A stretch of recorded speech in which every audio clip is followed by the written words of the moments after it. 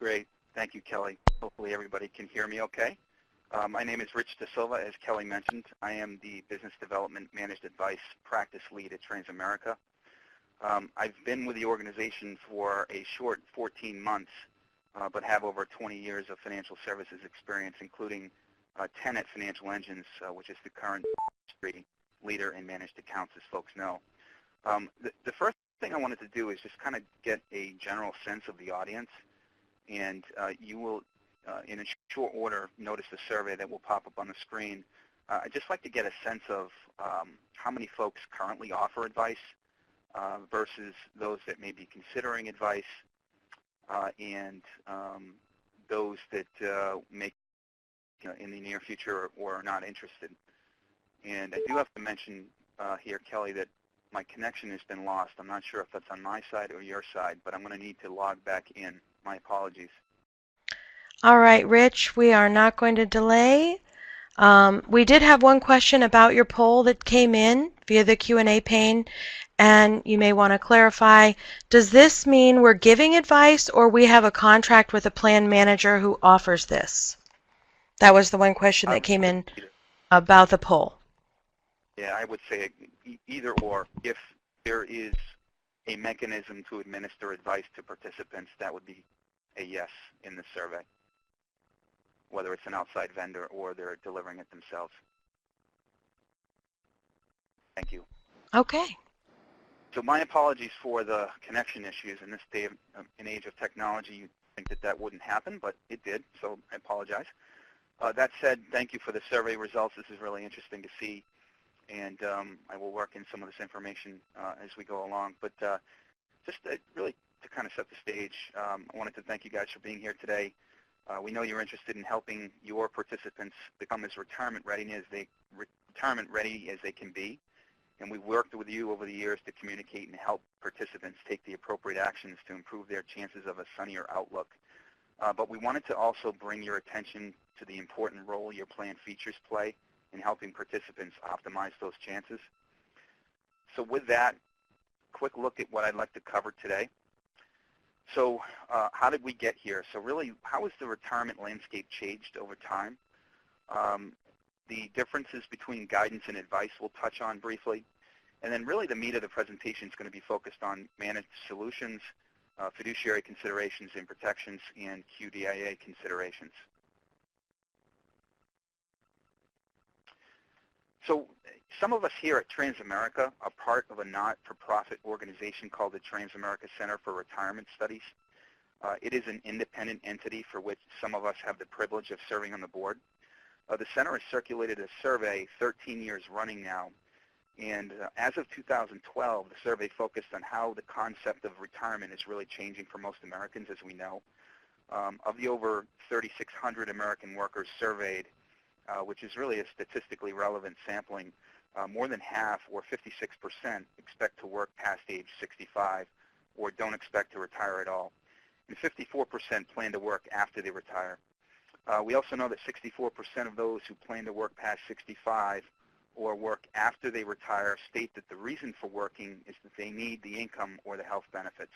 And I think, generally speaking, we're all aware of this, but it's kind of a stark reminder of where we are now. So a lot of that has to do with what happened over the last few years, the economic crises, the Great Recession, the housing market crash. But the trend towards retiring later or not at all has been building for many years. People have not been saving or preparing for retirement enough, and they've finally begun to realize this over the last couple of years. I think that in some ways this is a blessing, certainly, because it means that saving for retirement has become top of mind for people, but they certainly recognize that most folks are indeed underfunded, and that's an important change. So, folks are aware, back in 1935, when Social Security was established, the average life expectancy was just shy of 62 years. President FDR, as part of the New Deal, authorized Social Security retirement benefits to be paid at age 65. That meant that the average person was not expected to live long enough to collect Social Security, which is an extremely important point because today life expectancy has increased to nearly 80 years.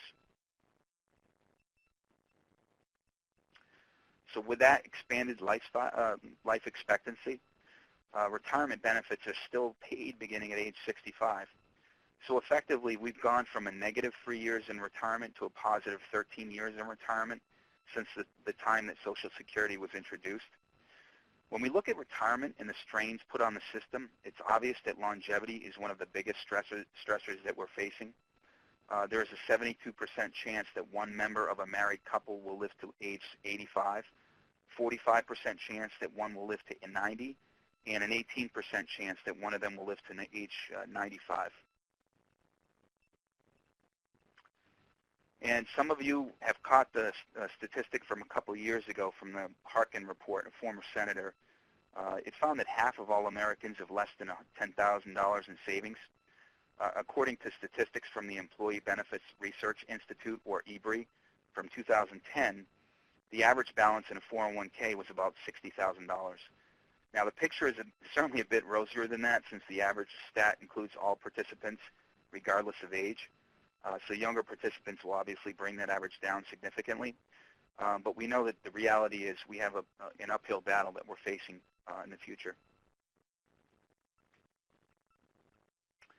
So consumerism and leverage are major strains on the retirement savings. Consumerism and leverage need to be viewed together in order to examine the true challenges facing us as an industry and as a society. The average credit card debt is about 15 grand per household, which is a pretty staggering statistic, especially considering the average household income is only $41,000. When we look back to what people point to as the glory days of retirement with defined benefit plans, we have to recognize that the emphasis on consumerism and leverage is not just around that point in time. Today we have an additional stress of people consuming well beyond their means, as folks know. And simply putting their expenses on a credit card or refinancing their homes is not going to cut it. This was not an issue during the heyday of the DB plans, so again, these additional pressures are on the system. Longevity, consumerism, leverage have all strained our retirement savings to the point of a $6.6 trillion deficit. And as we know, credit card debt is the third largest source of household indebtedness, averaging $14,000 per indebted household as of March of 2012. Only the $13.5 trillion mortgage debt market is larger. So I want to get into really some details is why you guys are here. I think this is really kind of getting into the meat and potatoes of this presentation.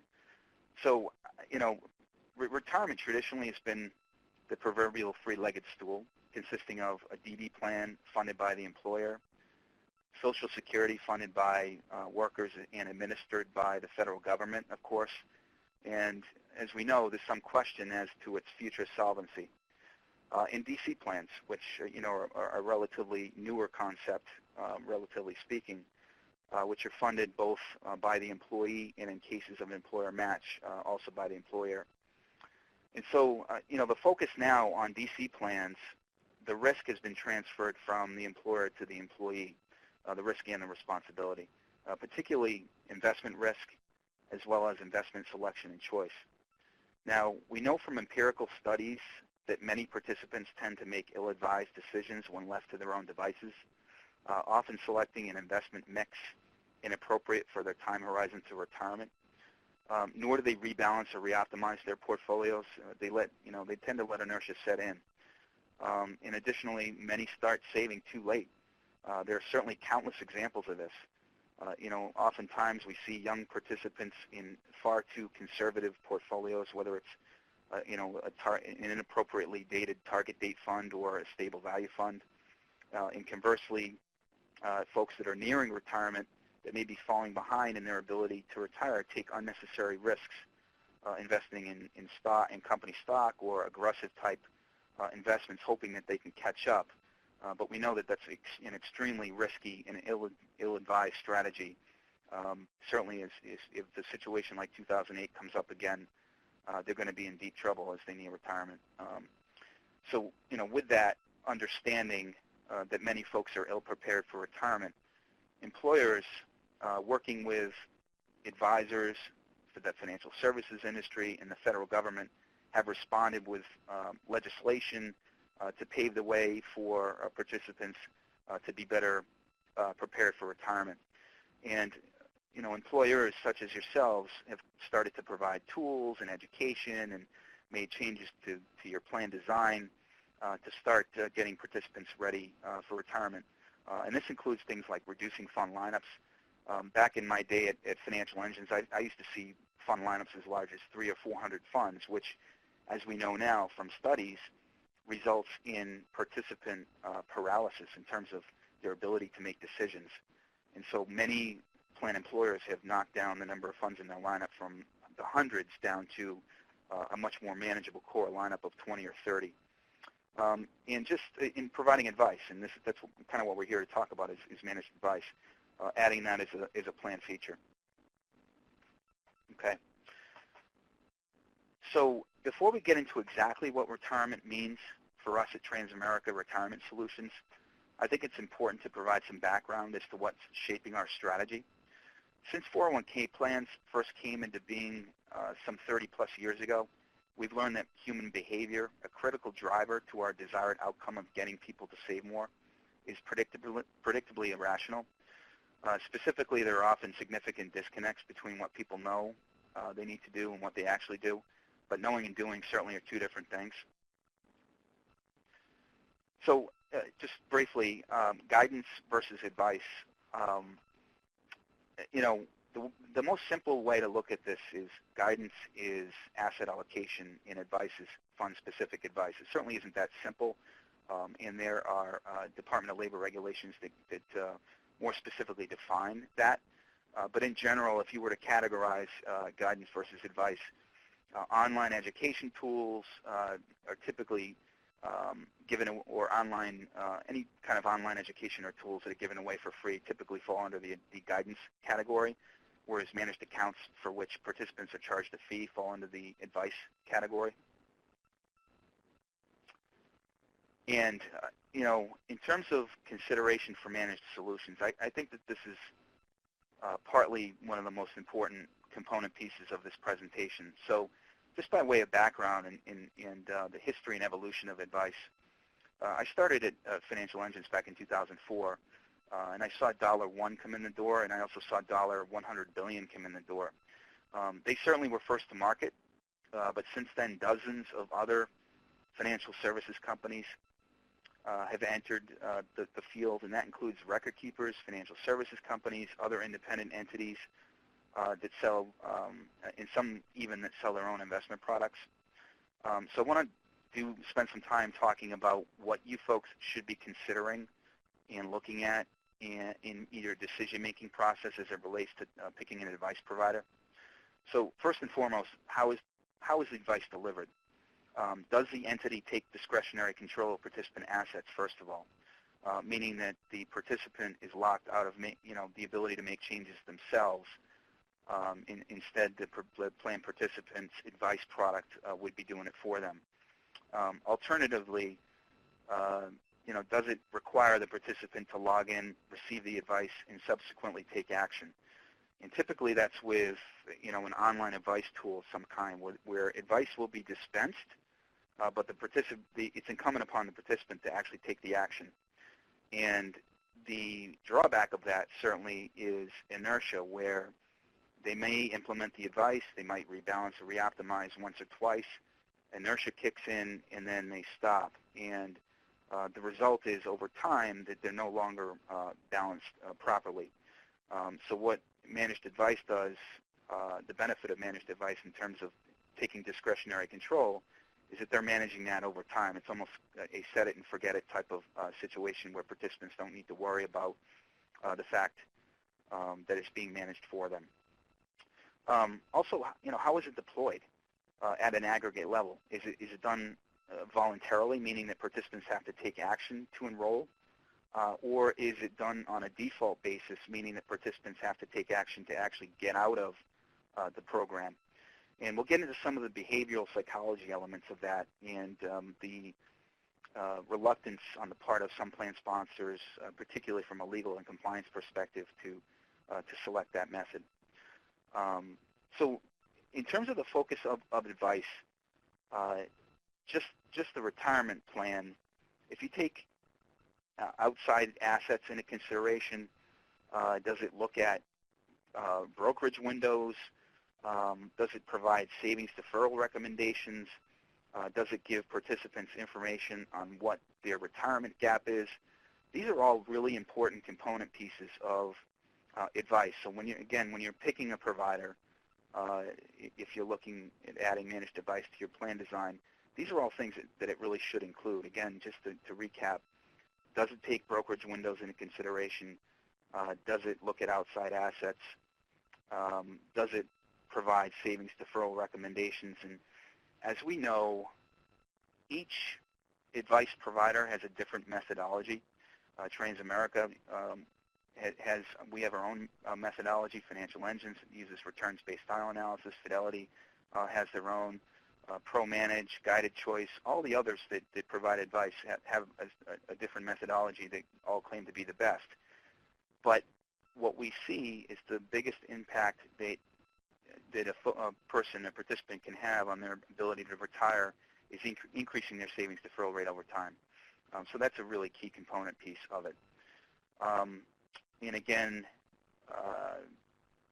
retirement readiness gap, just identifying what that is, where they are now versus where they need to be and what they need to do to get to a point where they're going to be able to comfortably retire, and understanding what their time horizon to retirement is. Fees is another really important component piece of the advice decision that should be looked at carefully. The vast majority of advice services charge an asset-based fee deducted directly from the retirement plan. Some have a very small amount have a per head fee, and even smaller amount are subsidized by the employer. But generally speaking, it's an asset-based fee.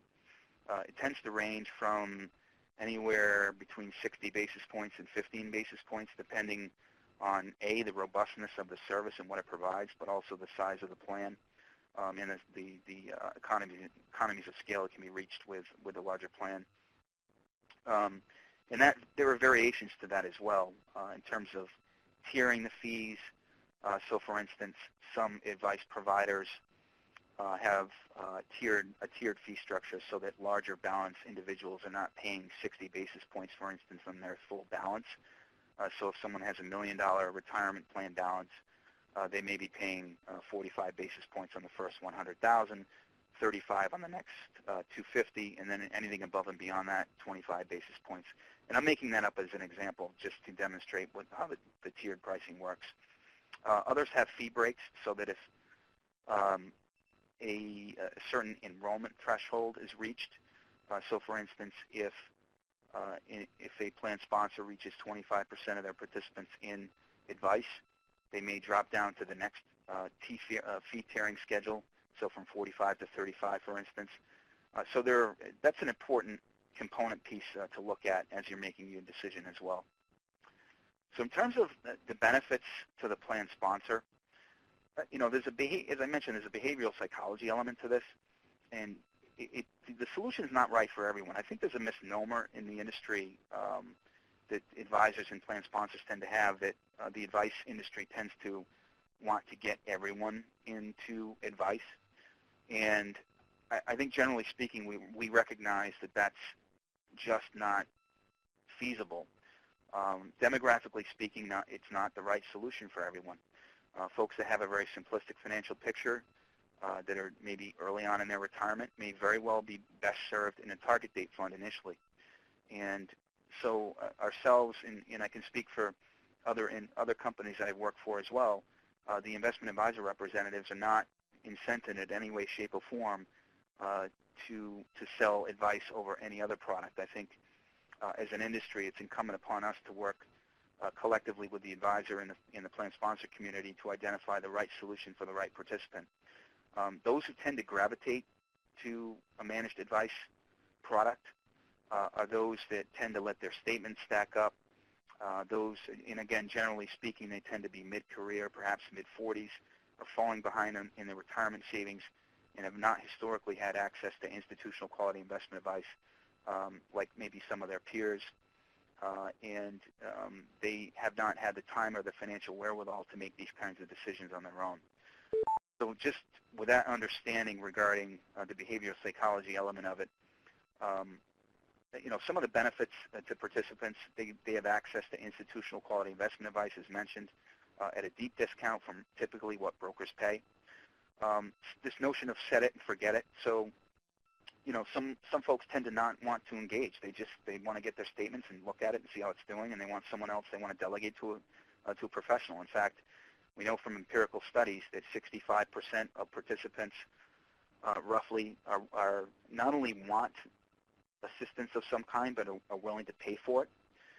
And what this managed account service, generically speaking, across the industry does is it rebalances and reoptimizes portfolios on a quarterly basis, something that participants left to their own devices typically don't do. There's a cancellation. There's no penalty for canceling or removing themselves from the service if they decide that it's not a right fit for them. Then certainly we want to make sure that they're in the right service, whether that's a target date fund, whether it's an online advice or education tool of some kind, or even doing it themselves. And then reporting. So, generally speaking, each of the advice providers provide quarterly reporting to participants, giving them a sense of how they're tracking towards retirement. So they get an initial report that shows them where they stand along the lines of savings deferral rates, risk and diversification, retirement readiness, oftentimes company stock if it exists in the plan. And over time they can see the progression to see if the program's working for them. And really it's the report card for the managed account or the managed advice product. Is it working for them? And they can evaluate that over time. They typically get access to licensed representatives. Many of them have their Series 6, 7, 63. Some of them are chartered financial planning counselors.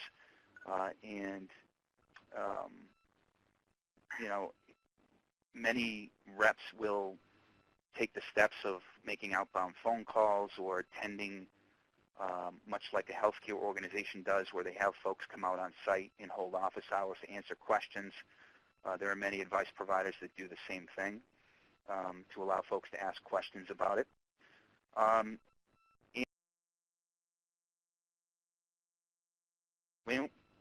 From surveys that there are higher retirement readiness outcomes and higher deferral rates with folks that are in an advice product. In terms of the benefits to the plan sponsor, it's an additional tool in the toolbox. It's something else for plan design in addition to education and online tools that we feel fulfills the entire participant demographic. The way I look at it, and I think the way the industry looks at it, is you have your reluctant investors, you have your investors that are kind of your do-it-yourselfers, and you have your motivated but uncertain investors that perhaps need a nudge to make decisions. And what we feel is that advice fills that gap that has been missing in many plan designs between the folks that are getting the help they need on their own and those that perhaps are using online education and have the financial wherewithal to make some of these decisions on their own. And certainly, depending on the demographic of the plan sponsor, it could vary whether it's 20% that need help or 40% that need help. But in general, it's an important add to the plan design.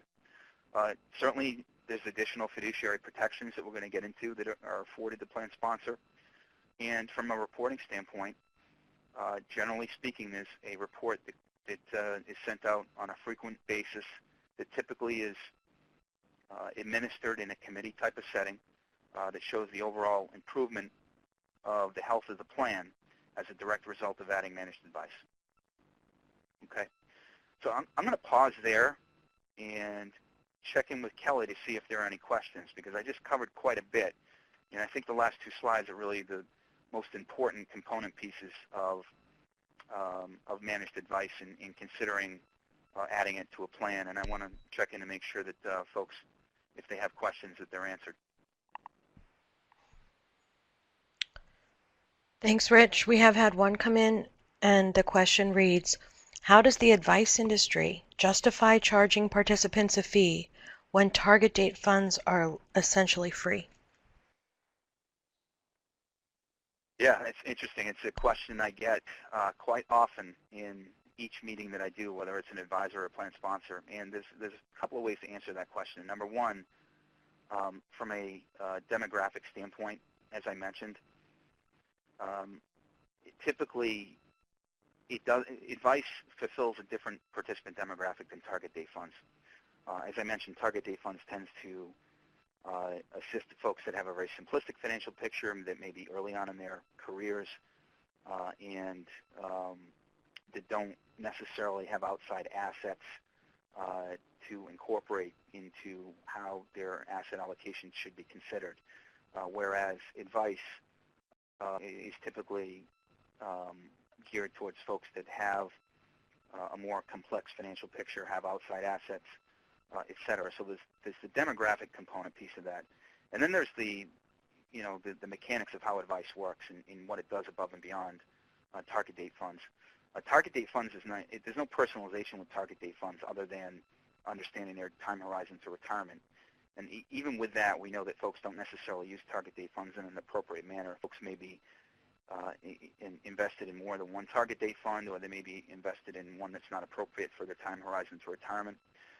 Some of the features of advice that target date funds don't have is the reporting that I just mentioned, so the ability to understand how you're tracking towards retirement, the ability to access an investment advisor representative, the ability to take in outside assets.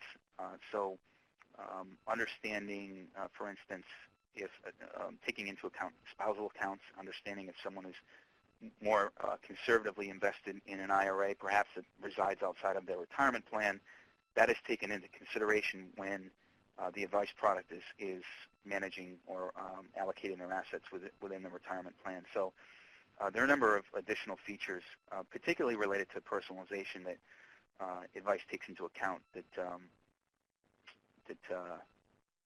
target date funds do not. But great question. Okay, we've had a couple more come in. What are plan sponsors or employers doing to help employees manage credit card debt?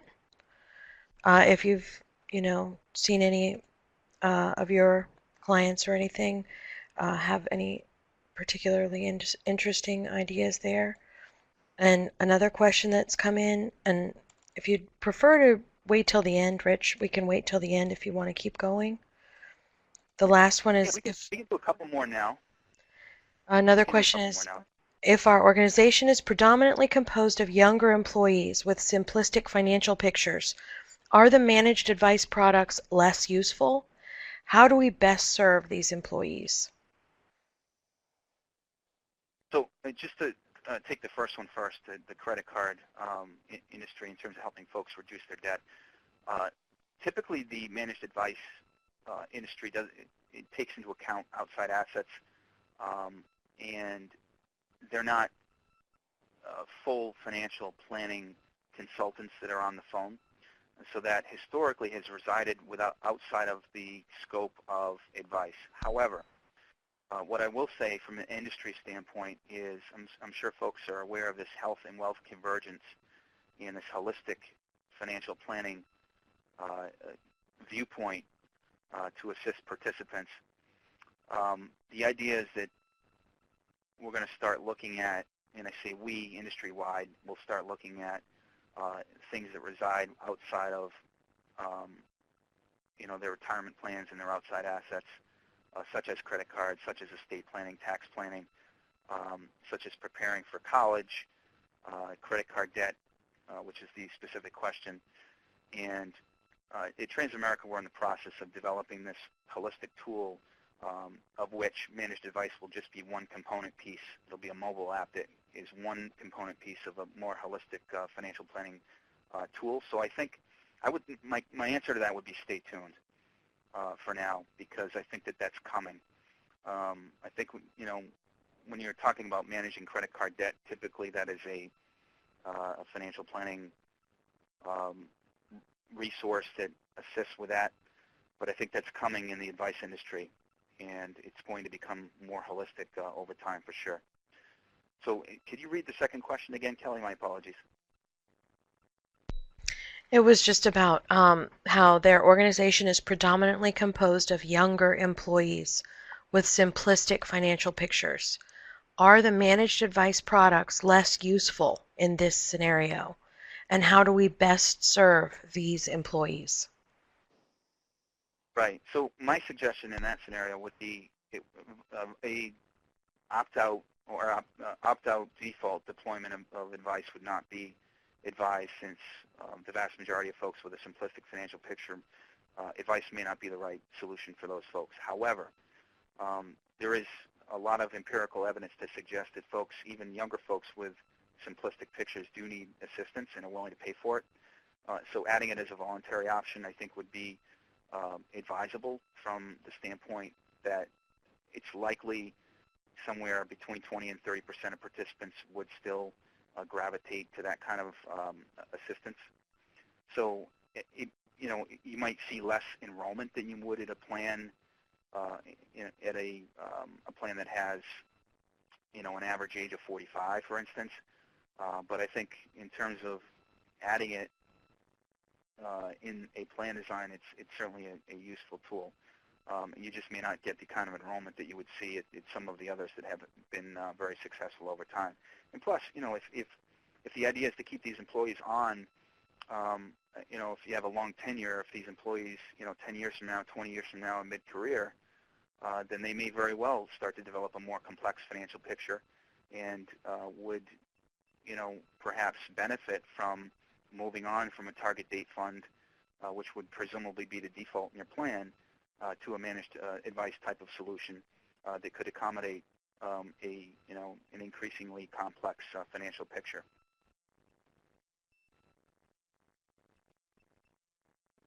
So thank you for these questions.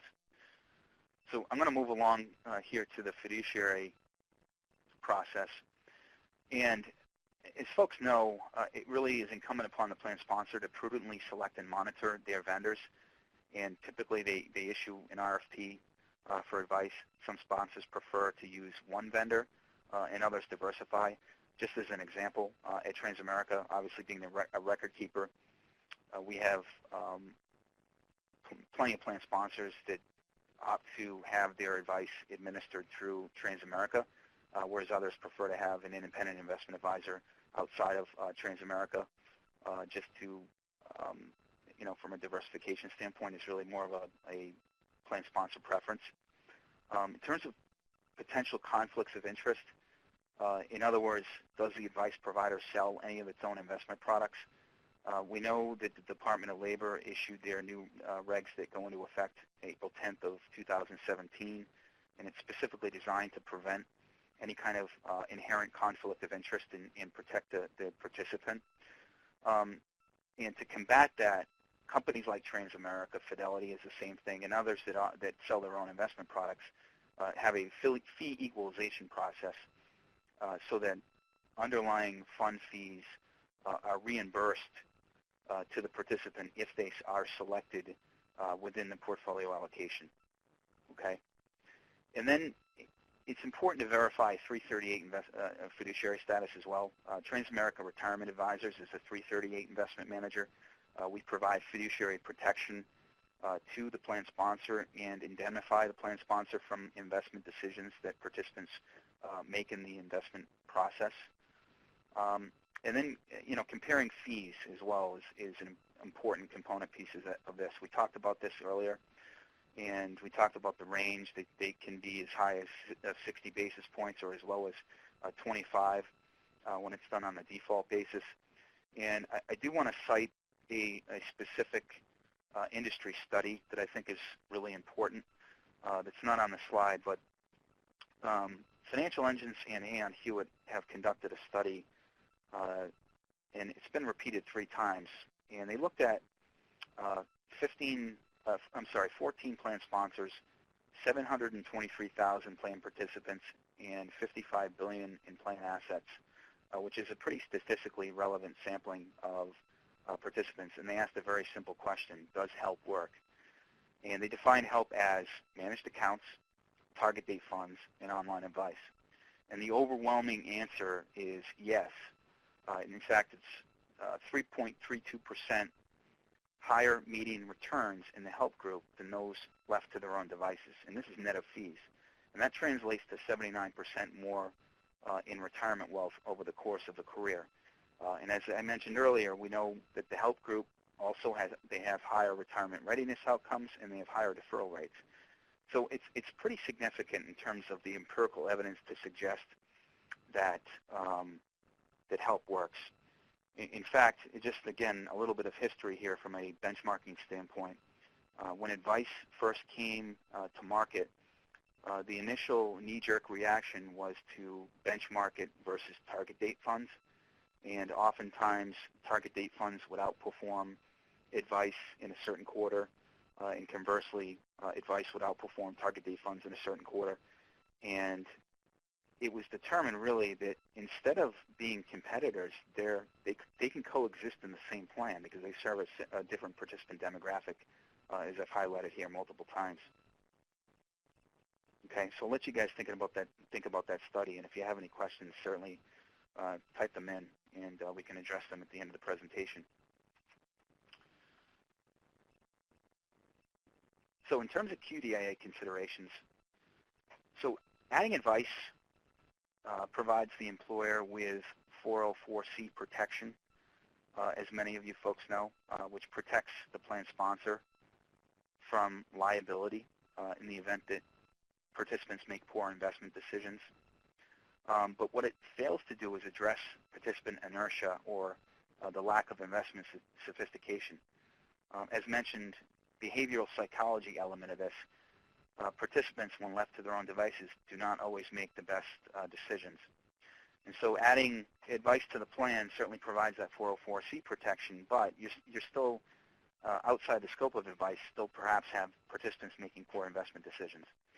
And so this notion of qualified default investment alternatives have come into play. I've seen roughly depending on the organization, between 10 and 25% of plan sponsors use advice as their qualified default investment alternative. And typically what they do is they will re-enroll all of their plan assets, and participants will have a 60 to 90-day window to opt out of advice. And what that does is it results in participants' inertia kind of turning it on its head, turning it from a negative to a positive.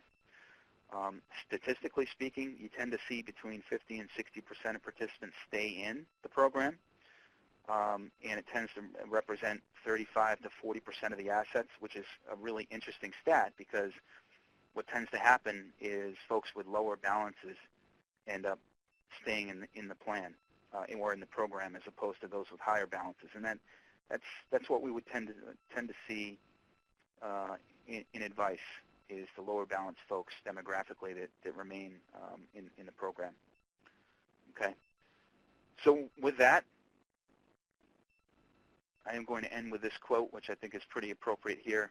Obviously, we are facing a continued uphill battle with respect to retirement, and I think collectively it's incumbent upon the financial services organizations, the advice providers, plan sponsors, the federal government, and the advisor and consulting community to work together to continue to solve this problem. But I'm a big believer in advice. As I mentioned, I was at Financial Engines for 10 years.